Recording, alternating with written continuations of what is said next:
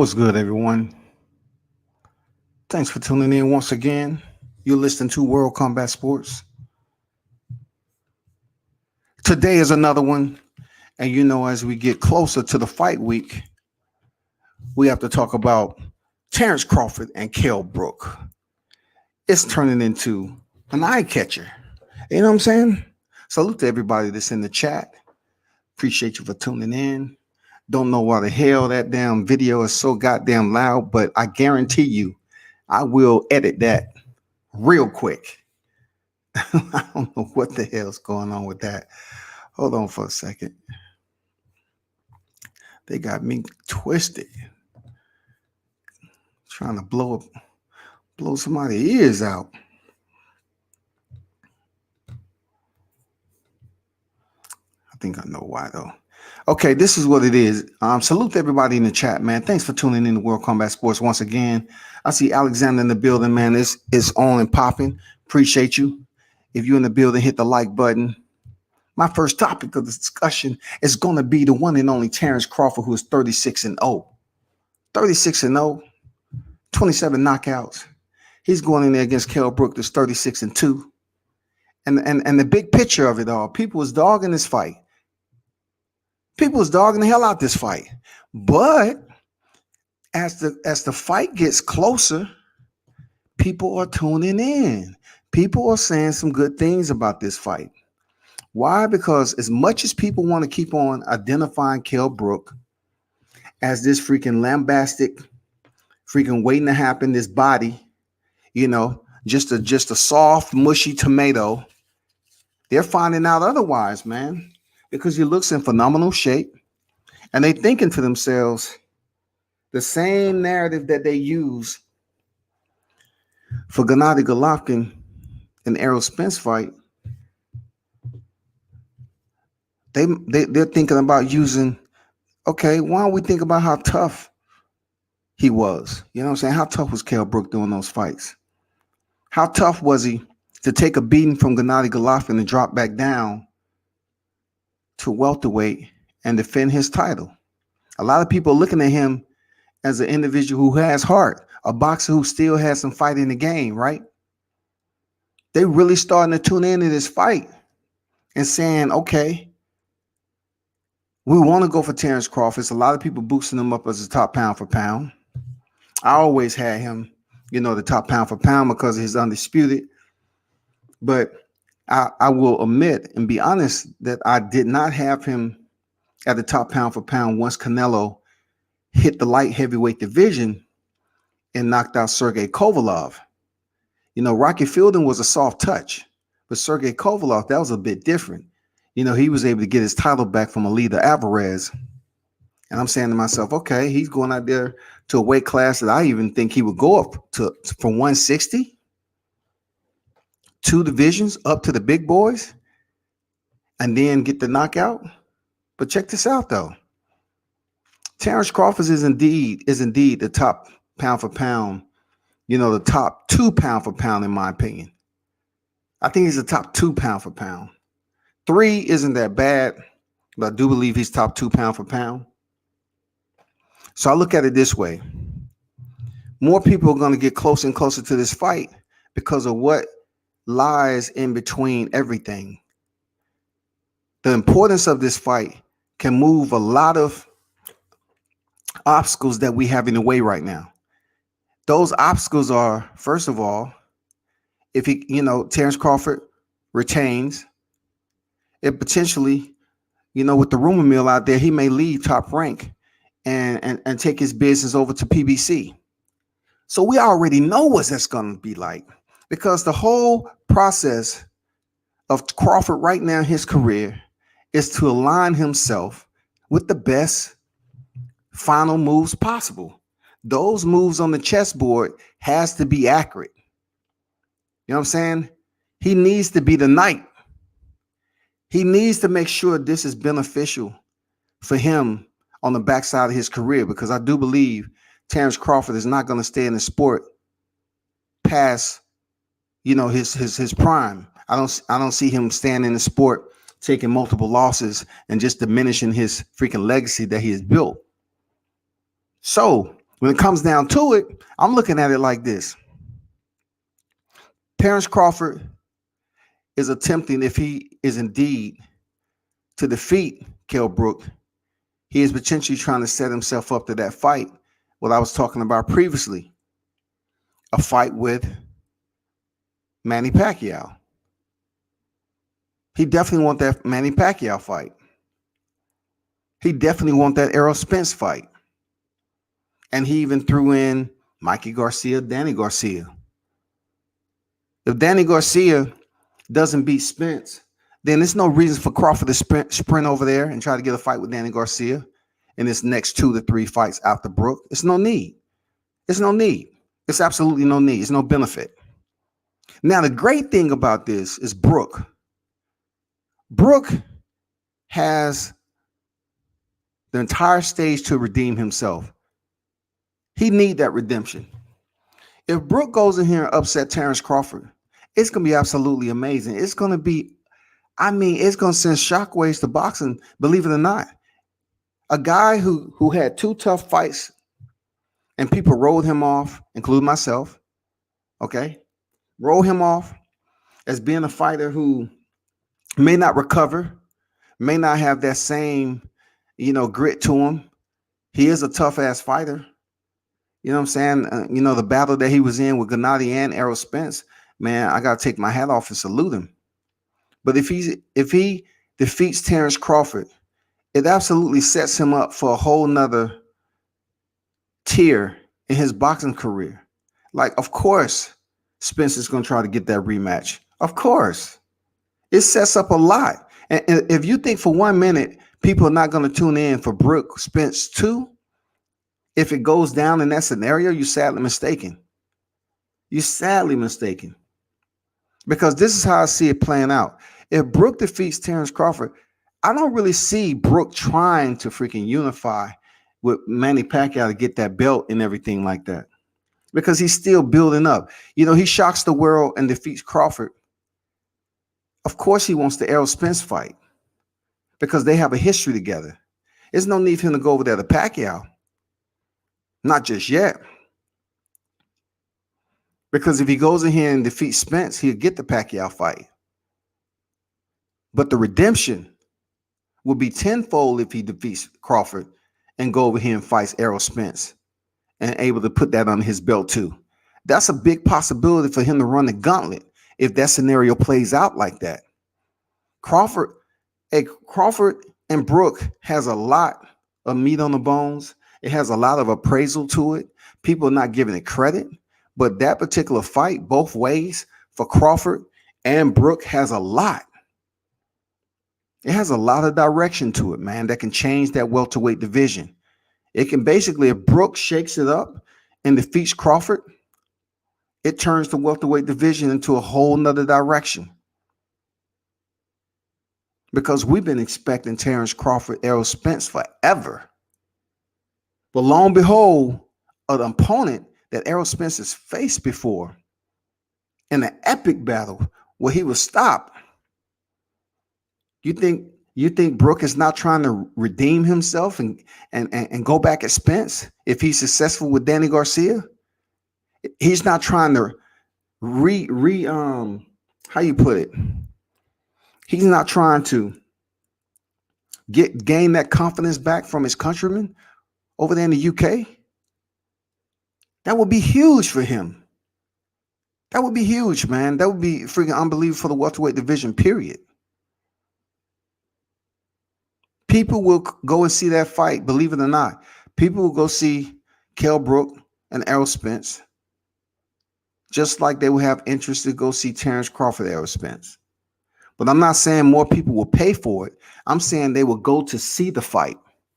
Why? Because Kell Brook would have dispersed or eliminated one of the fighters that they've been hoping to see, and that is Terrence Bud Crawford. If he disperses a Terrence Crawford, people are going to goddamn build their interest up with Kell Brook. You know how boxing fans are. They change like the wind. 1 minute they just sitting up here blowing all over a fighter, letting them know I'm close. I'm with you, cheering them on and everything. And the next, Shit, you got precipitation. It started to sprinkle. You think it's rain and shit. It's actually yellow. Motherfuckers pissing on you because they tired. They say, shit, I put all that goddamn interest, and he goes in here and messes everything up. I was going to put some money on that fight. That's a 50-50 fight. I'm going to put money on that. Anybody who's saying that's not a 50-50 fight, I don't know what to tell you.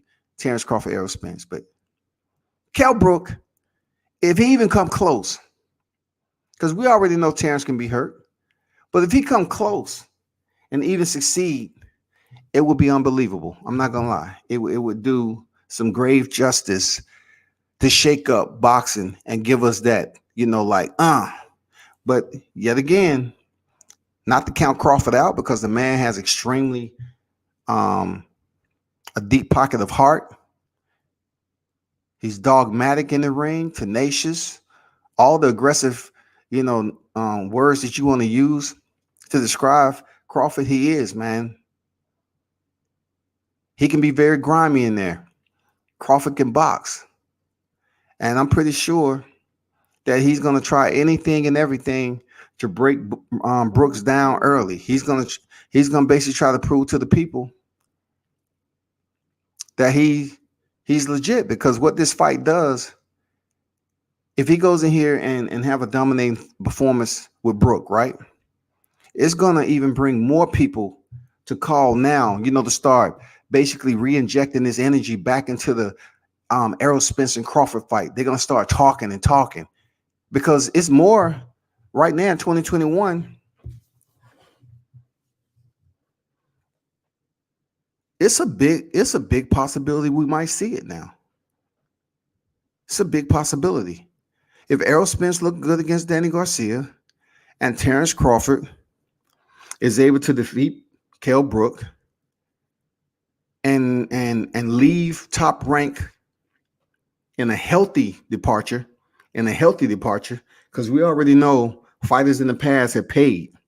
You had to pay the toll to cross the bridge with Bob Arum. We know that from the past.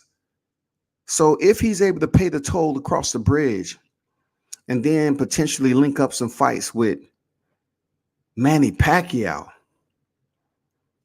and scoop up that WBA belt, just like I said before, that fight right there would be one of the biggest. I believe that fight between Crawford and Spence Jr. will break some numbers into the top 5 PPVs ever in boxing. I truly believe so, because they're so equally matched. They have their own labels from their fans. People consider Crawford the top pound for pound over Spence, but people consider Spence the boogeyman. You know what I'm saying? The man came back from a car accident, and a horrific one, almost near tragic. So if he comes in here and he looks very well against Danny Garcia, then guess what? The talk is going to be back on Errol Spence Jr. and Terrence Crawford. I like what I'm seeing with this fight. Seriously, I like what I'm seeing with Terrence Crawford and Kell Brook. I like it. I like what I'm seeing from what I heard with Kell Brook doing the Zoom call. He's basically putting it out there that he's going to stop him. You know what I'm saying? He's putting it out there that he's going to stop him. I like that. I like that mentality. Now, is he just freaking capping to bring more people to view? It makes no sense. I mean, for him to do that, because trash talking is trash talking. You got to meet him in the ring, and Crawford ain't no joke. But in reality, this fight is not on, some big stand with a freaking live gate. None of that. Bob Arum still ain't trying to have no live gate this year. Even though they see Showtime, PBC doing it, they're not trying to have it. So therefore, these are two individuals that can shake up boxing if they do it the right way. Because if you think for 1 minute Errol Spence and Kell Brook is not attractive, then think again. We already know Terrence Crawford, Errol Spence is attractive. Absolutely. That fight right there is going to do amazing things in boxing if it ever happens, especially in 2021. Speaking of Danny Garcia, right? Speaking of Danny Garcia, Angel has been coming out.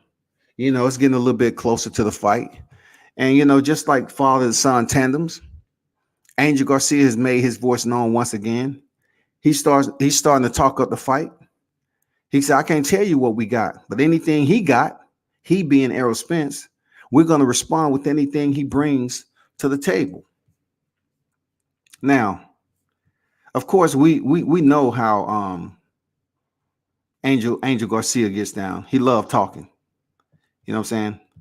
But he had this to say further on.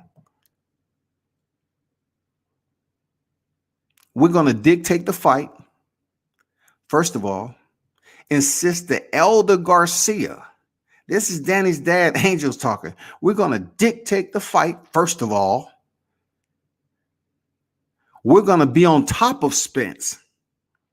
So Danny's going to do something he's not used to doing. They say they're going to be on top of Spence because they feel that Spence can be pressured. Sean Porter did it. We're not going to do like Mikey did. He ran all night, and he was glad he got out of there. He was glad he took the check and walked back. We're not looking at none of that. Now, I can't sit up here and shake my head and say, man, he was just talking shit.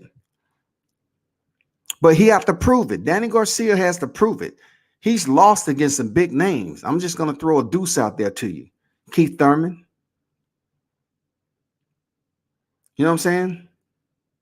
Sean Porter. We need for him to stand up. You know what I'm saying? We need for him to stand up this time and make a damn good account of himself. He has to. It's no option. If your dad's out here talking that you're going to be on top of Errol Spence, who's about that smoke, and I can only assume that they're trying to say they're going to be on top of Errol Spence because of the accident. So they want to force everything out of the clip early. They want to force Errol Spence's body to go through changes. They don't want him to get warmed up. They want to bring the pain to him. Anything and everything that may be going on with his physical structure, they want to tear that down. They want to expose it before the middle rounds. If that is indeed what they're trying to do by being on top of him. Because you're basically saying you have to set a pace with Errol Spence. And the one thing I can attest to with Errol Spence is when he's under pressure, he has proven that he can box. He has proven that he can go mano a mano. Sometimes he get hit, but he's proven that he can exchange. It's not too many people say they went in there and just dominated Errol Spence. It's not too many people to say, when I say dominate, I mean they disrupted his rhythm early and he had to come take it back. You're not going to find too many people out there on his resume that can do that can sit up here and say, you know what, check my fight out. I did it.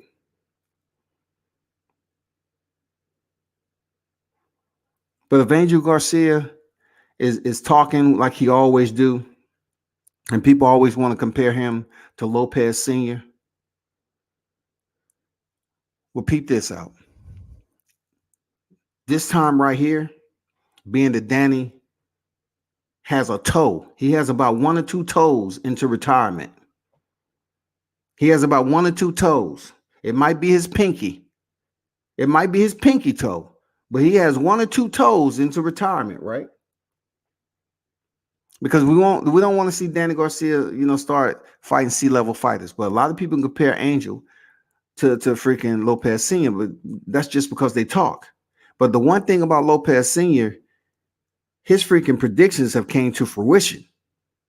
So we can sit up here and say, yeah, that's cool. You know what I'm saying? We can respect that.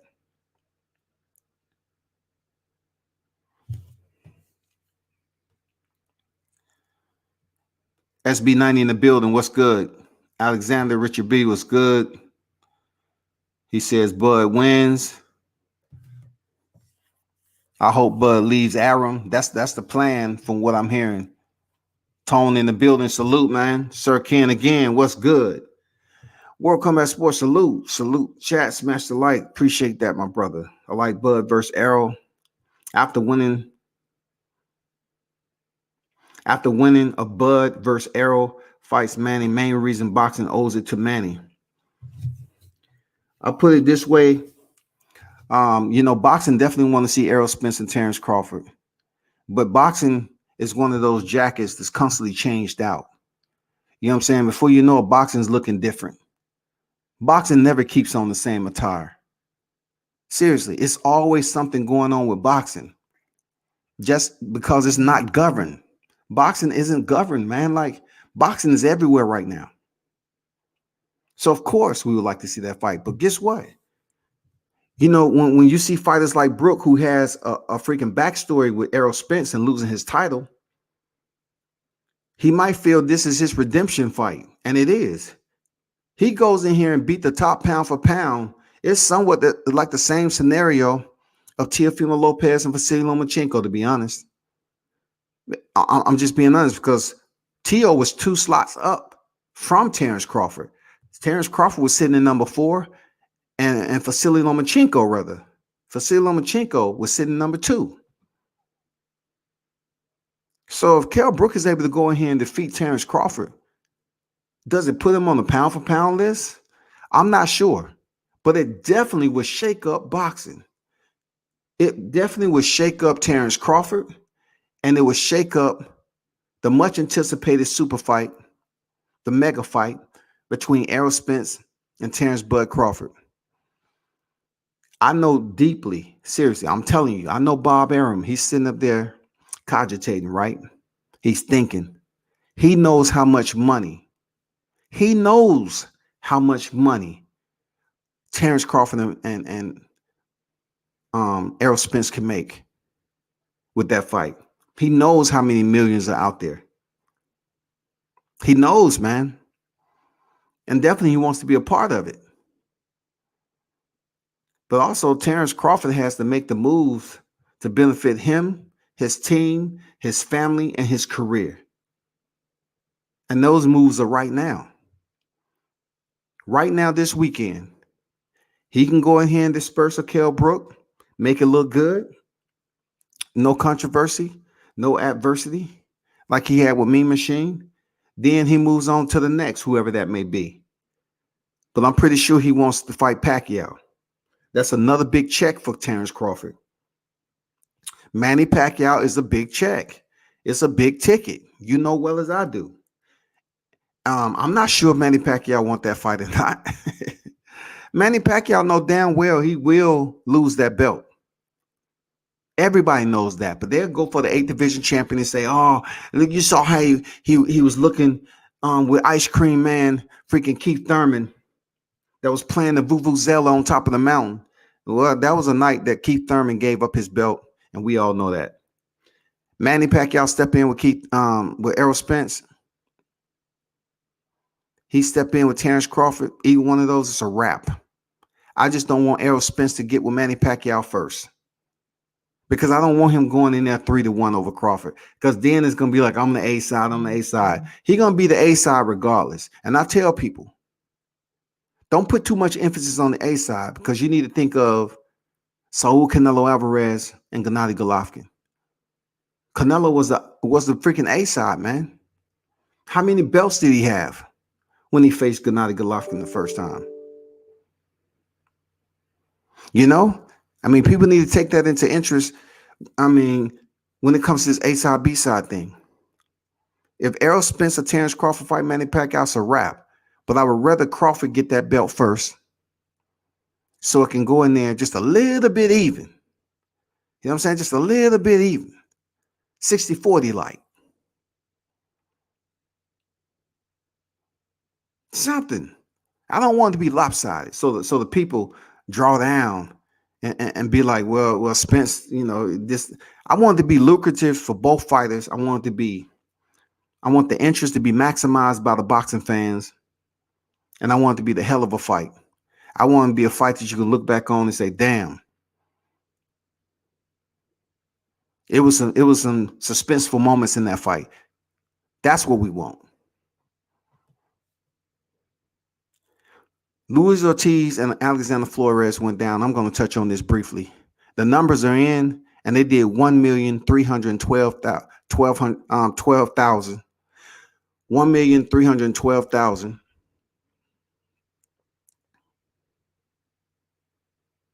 views, all for Alexander Flores to do a Bruce Selvin.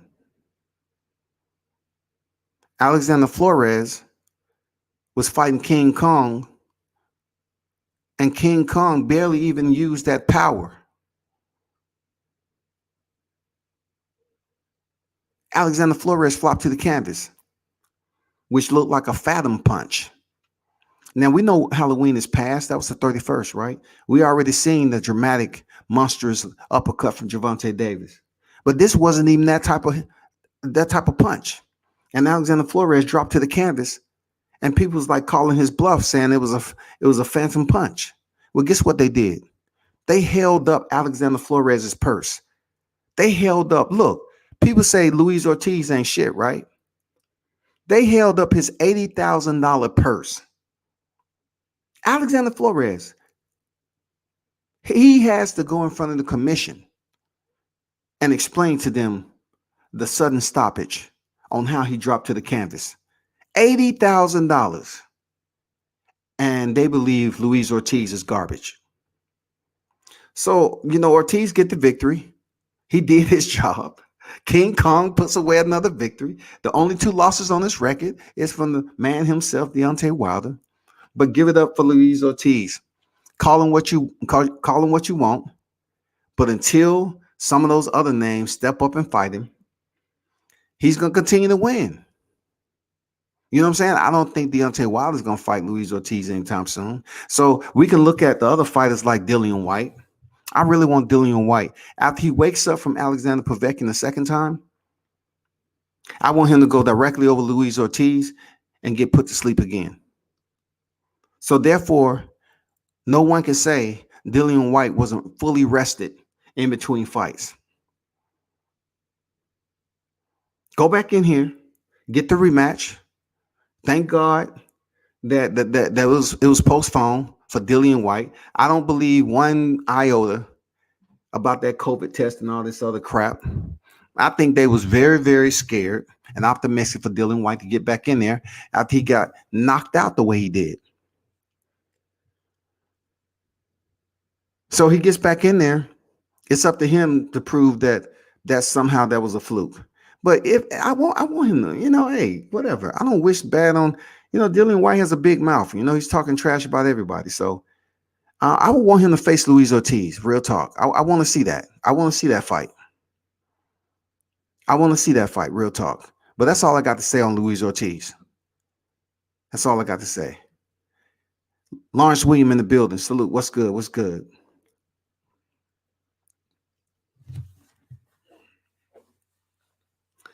I think Manny beats both Spence and Crawford. Tone, just back away from the table, bro. Just put it down and back away from the table and go outside and get some fresh air. Just back away from the table and go outside and get some fresh air. Allow the high to come down. Manny is not beating Spence and Crawford. It's good for laughs, okay? We have laugh, okay? But that ain't happening. If y'all didn't hear on the eve of Mike Tyson and Roy Jones Jr.,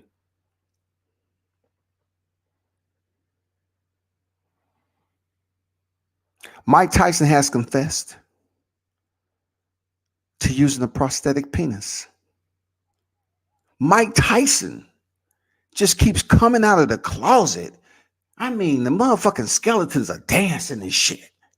They doing every motherfucking dance that goddamn is new right now that's popping.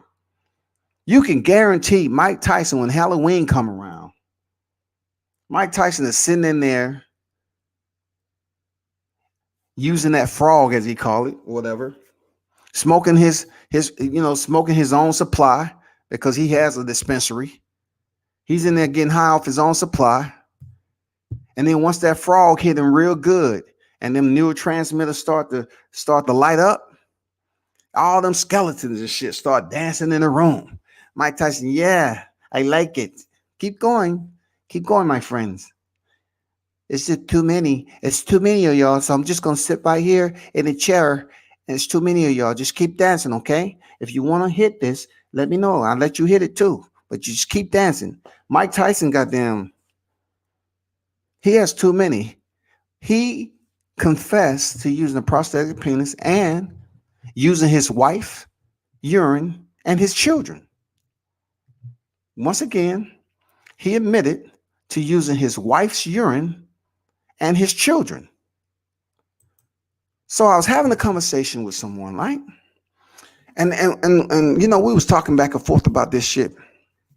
And I said, damn, Mike Tyson, he was a wild boy. Like he has so many deep, dark secrets, man, that now that he's out of the sport, you know, he's been out the sport for quite some time. What he was able to accomplish, you know, with his knockouts and everything, people consider him as a god, so they give him a pass, man. They consider him a boxing god. Seriously. And that's just amazing he's been able to recover. But then I reminded him, you know, because you know, we have these group chats sometimes, be discussing shit. And I was telling him about the dude that was suspended. And I kind of laid the bait out there. I said, you know, the IBF suspended this guy because his piss test came back pregnant. His piss test came back and said he was pregnant. They said, the IBF? Who was this? What boxer was this? I said, he wasn't even a boxer. It was the International Basketball Federation. Yeah. They suspended a guy who was looking to join this Bosnia national team. He was almost there. He was almost there. DJ Cooper. DJ Cooper's urine came back, y'all. He was all over the news in 2018. His urine came back and said he was pregnant. He was suspended for 2 years by the IBF, the International Basketball Federation. He was suspended for 2 years, man.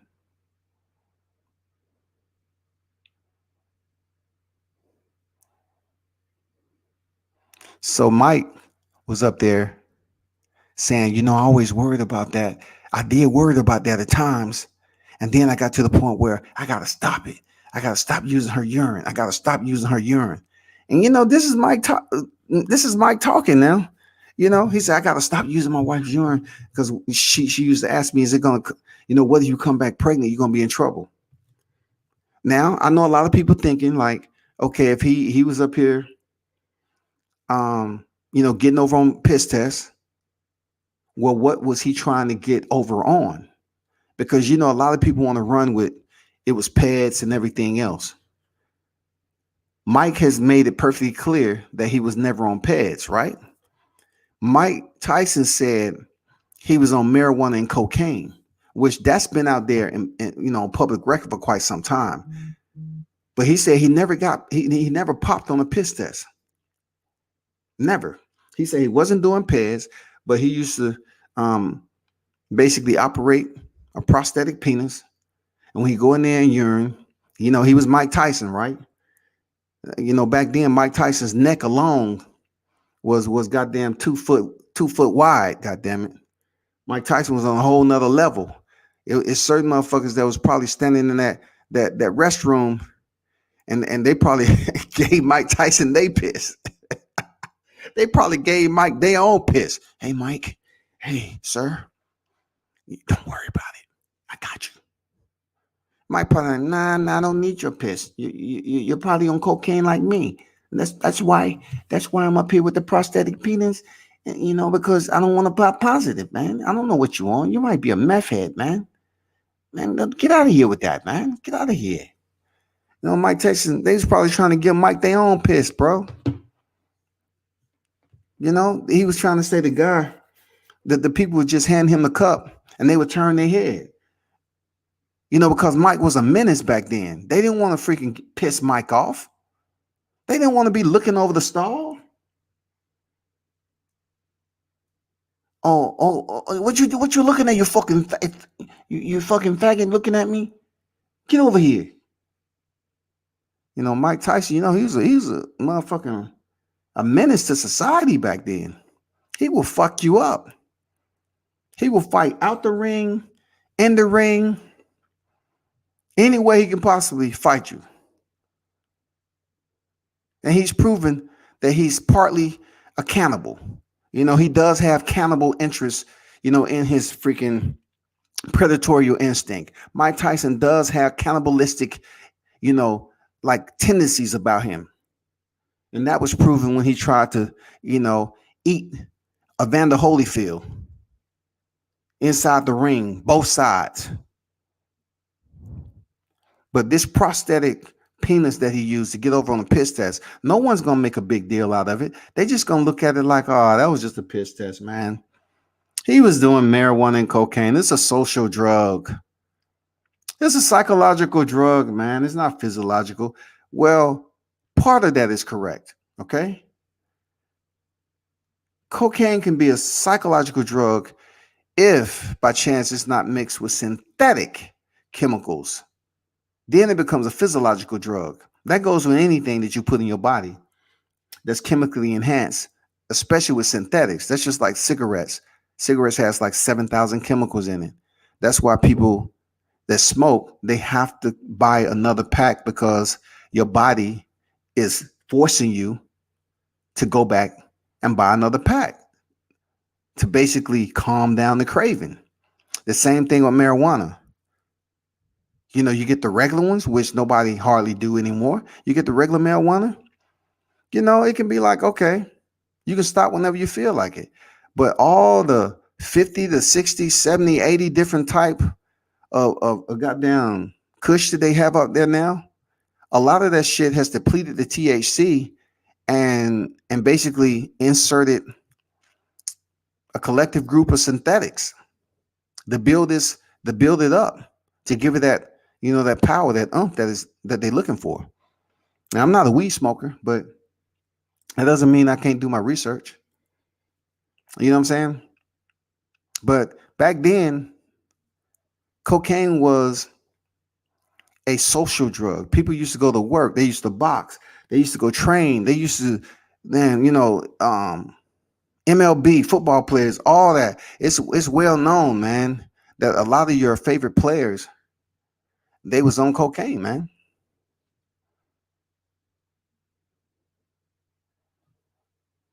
And Mike Tyson has admitted to it. But he took it a step further. And they even asked him this, people. They asked Mike Tyson, say, so what's up, Mitch? They asked Mike Tyson, so what color did you purchase the prosthetic?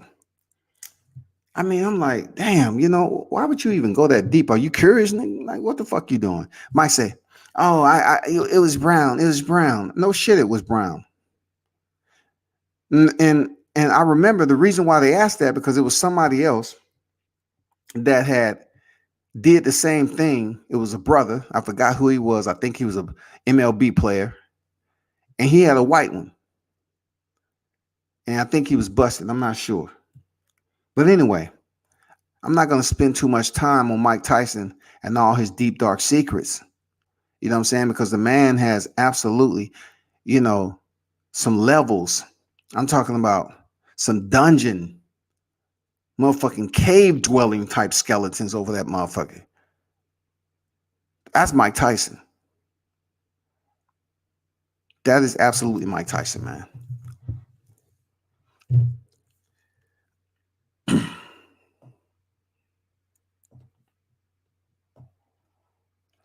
Now I'm not sure if you heard the interview.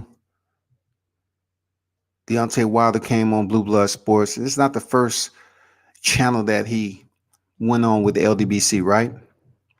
But it was good for him to come back and break his silence, with the channels of the LDBC, because that's who he messes with. You know what I'm saying? That's who he basically communicates with when it boils down to it. But it was a very good interview, man. I don't sit up here and hate on other channels, just because they're in a group or whatever like that. I don't hate, period. I give him a shout out. You know what I'm saying? Don't make me any. But he was on there for like an hour, right? And it just goes to show you, man, that he can go out here and speak to the public and speak to his people for that length of time. And it was a damn good interview. Shout out to Blue. It was a damn good interview. He and the champ come back out and talk a little bit more depth. I mean, he talked very much in depth. He kind of cleared some things up. Him and Tyson Fury is not going to be fighting anytime soon. Deontay Wilder will indeed be fighting somebody else in early, February, I believe, February, March of 2021. He mentioned some names like Andy Ruiz, Joseph Parker. You know what I'm saying? He did mention some names like Andy Ruiz, Joseph Parker. And then, of course, Dillian White.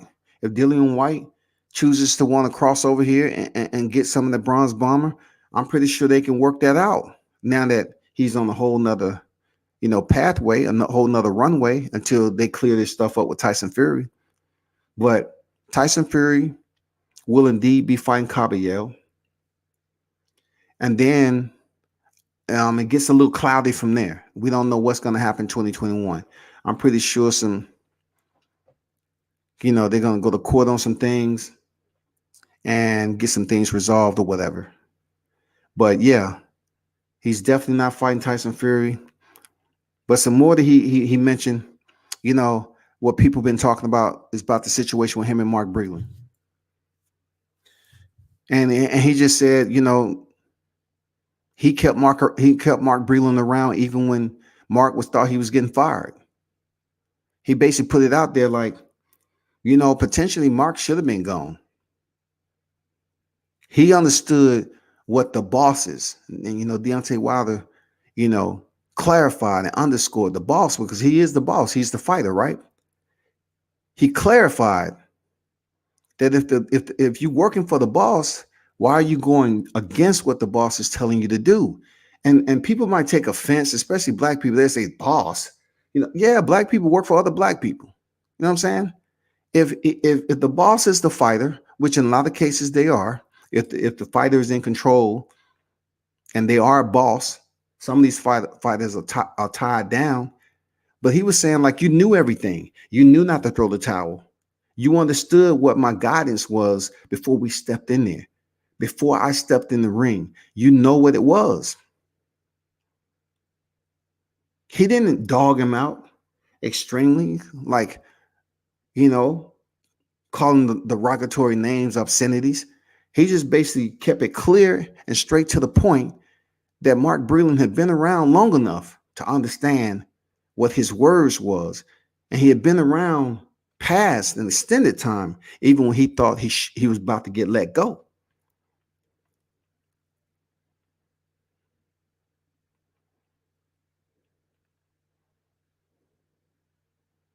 He didn't seem clinically depressed to me. So go check out the interview. It's a very solid, it's one of the best interviews you're going to get, on the return of Deontay Wilder. Go check out Blue Blood's channel. Check out the interview. The champ was able to, speak to the people. And that's what I appreciate. It was like, what, 1,400, I think, listening in on that. So that tells me what I already know. That is some people out there that fuck with the champ. But they just don't show it when he's going in there against a European fighter. I showed you my clips. The whole arena was freaking cheering him on and everything. So that is what it is, man. Go check out the interview. Salute to the champ, man. Look forward to seeing you back in the square. And then whenever that fight comes back around on the carousel, you're able to jump on board, man, and get your title back, if that's indeed the case. I don't think he's able to go over there and fight Anthony Joshua like that. I do believe it's going to be some type of court hearing or something in between that. He can fight Caballero, but fighting Anthony Joshua, I'm not sure how that's going to play out. I'm not sure if he has a green light right now. after he defeats Caballero to go straight into an Anthony Joshua if he defeats Kubrat Pulev. But we'll see what's popping on 2021. We'll see what's popping. All right. So that's that. I'm gonna leave that be. And to end it, what I forgot to mention early, right, is that I don't know if y'all understand, like when I mentioned Crawford leaving Top Rank. I forgot to mention the situation with Crawford. That Crawford was basically signed to the same promoter, like, before Top Rank. He was signed with Victory Boxing Promotion, which is headed by Chris Menendorf, right? So if you didn't hear, Jerome Ennis was out the ring for quite some time. And the reason why he even stepped over to get close to, Top Rank and Victory Boxing Promotion, because they liked the way he was moving. He liked the way they was moving Crawford. So they like, cool. If they moving Crawford like this, I want to do that too. And so Jerome Ennis got over there, and he said he signed with Cameron Duncan, the manager.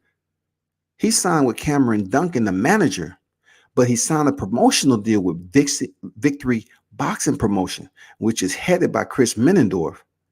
So when the two split, Jerome Ennis was saying that he was strictly with Cameron Duncan, who he signed with.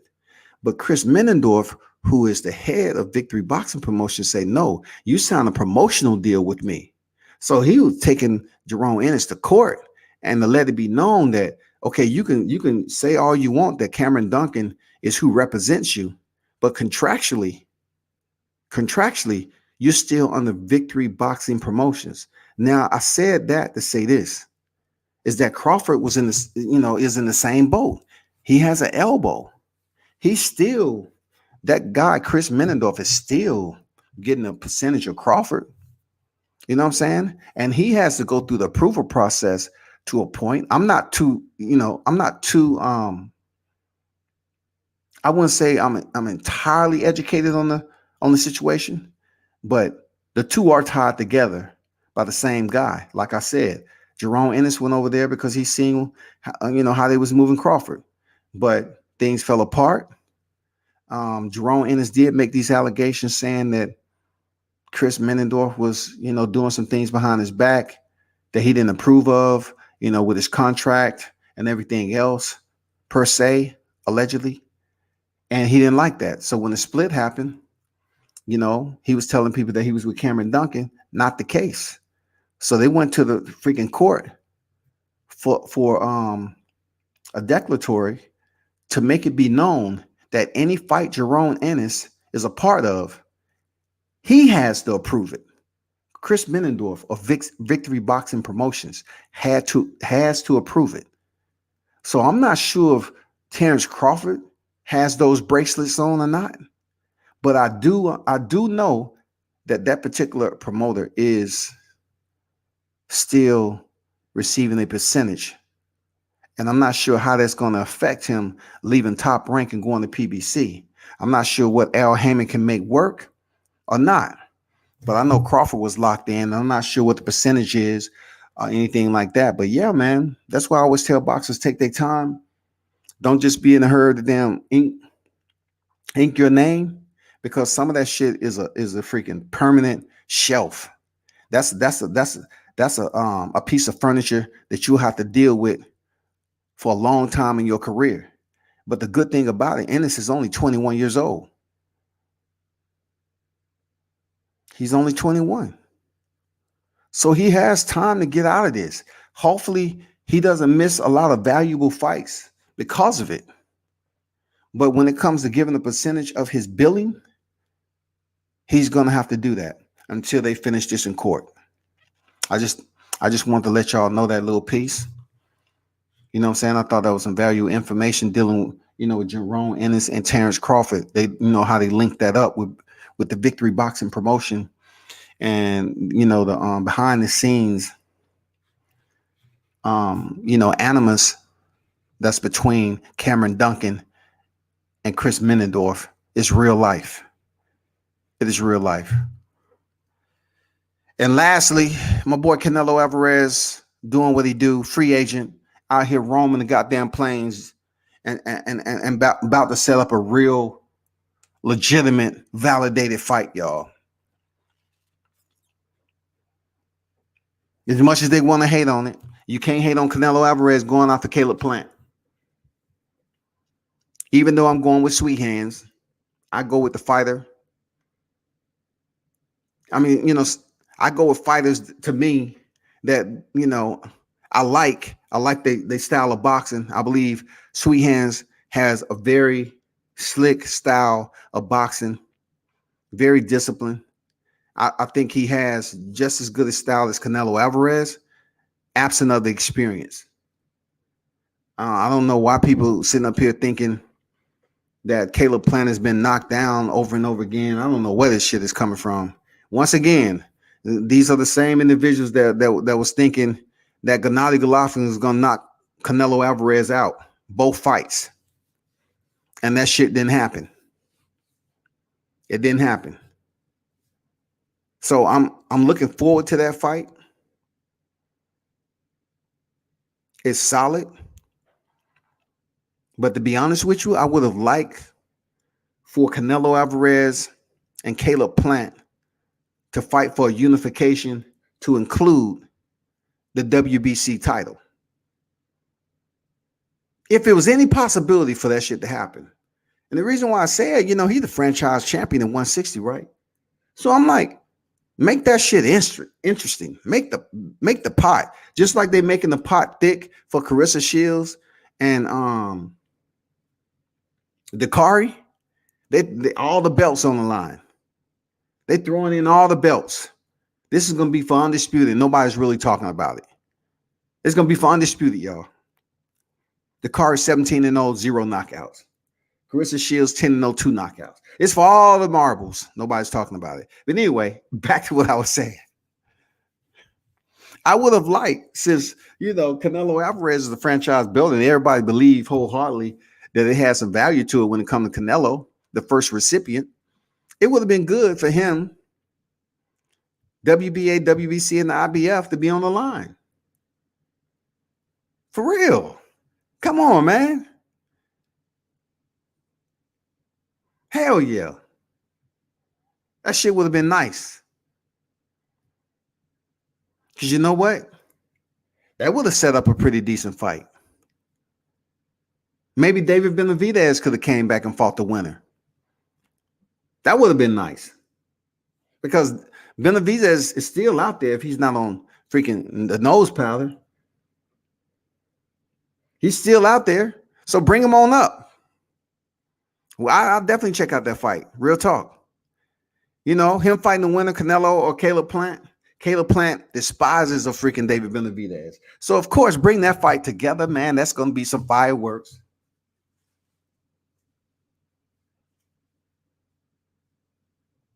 Absolutely.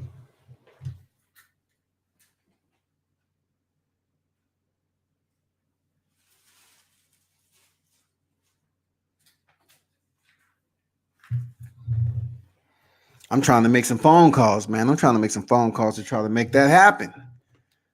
Because we need a unification the right way. We need a unification the right way. For real.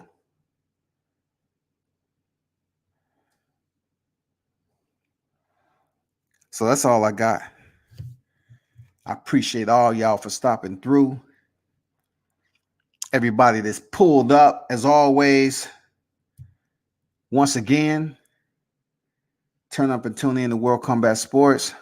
Of course, I'll be back on tomorrow, but I want to, get these topics out the way, chat it up a bit.